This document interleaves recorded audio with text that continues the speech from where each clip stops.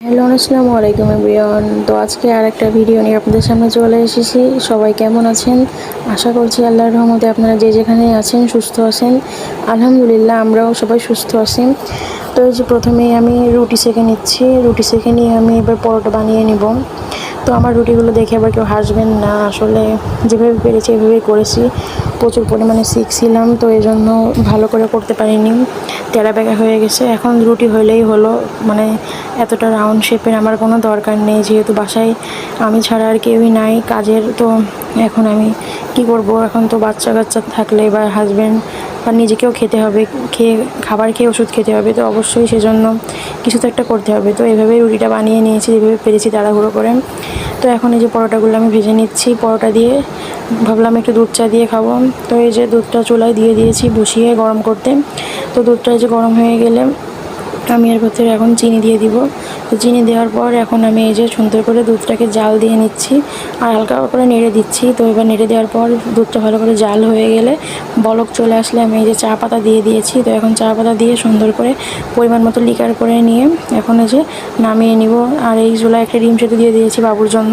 তো আমি এই যে আমার চাটা এখন হয়ে গিয়েছে, আমি এখন চাটা ঢেলে নিচ্ছি কাপে। তো এবার রুমে যেয়ে ডিম সেদ্ধ আর চা পরোটা খাবো। ডিম সেদ্ধটা যেহেতু বাবুর জন্য করেছি, বাবুকেই দিব, আমি আজকে ডিম খাবো না। তো এই যে বাবু দেখেন নিজেই মানে কেটে খাওয়ার ট্রাই করছে, কিন্তু পারিনি, পরে আমি নিজেকে খাইয়ে দিয়েছি। তারপরে যে অনেকক্ষণ পর এখন দুপুরবেলা রান্না করতে চলে এসেছি। তো তেলাপিয়া মাছ ভেজে নিচ্ছে এই যে প্রথমেই। তো আজকে তো প্রথমে দেখিয়েই দিলাম যে আমি ভেন্ডি রান্না করব। ভেন্ডি, আলু আর বেগুন দিয়ে একটা তরকারি রান্না করব, যেহেতু বাসায় আর এক রকম তরকারি রান্না আছে, মানে উচ্ছে ভাজি আছে, গতকাল রাতে করেছিলাম। তো ওইটা রয়েছে সেহেতু এক ভাগে রান্না করলেই হয়ে যাবে। আর যেহেতু আমি অসুস্থ, সেহেতু বেশি ভাগের রান্না করারও কোনো দরকার নেই। হাজব্যান্ড বললো যে এক ভাগেরই রান্না করে ফেলো, এটা দিয়েই হয়ে যাবে, আর রাত্রে আমি বাইরে থেকে তরকারি নিয়ে আসবো কিনে। তো আচ্ছা, যেই ভাবনা সেই কাজ, যা বললো তাই করে নিলাম আর কি। তো এই যে বেগুন আলু দিয়ে এখন সুন্দর করে মশলাটা দিয়ে কষিয়ে তারপরে যে ঢ্যাঁড়সগুলো দিয়ে দিলাম। তো ঢ্যাঁড়সগুলো দিয়ে এখন যে সুন্দর করে ভালো করে কষিয়ে নিচ্ছি।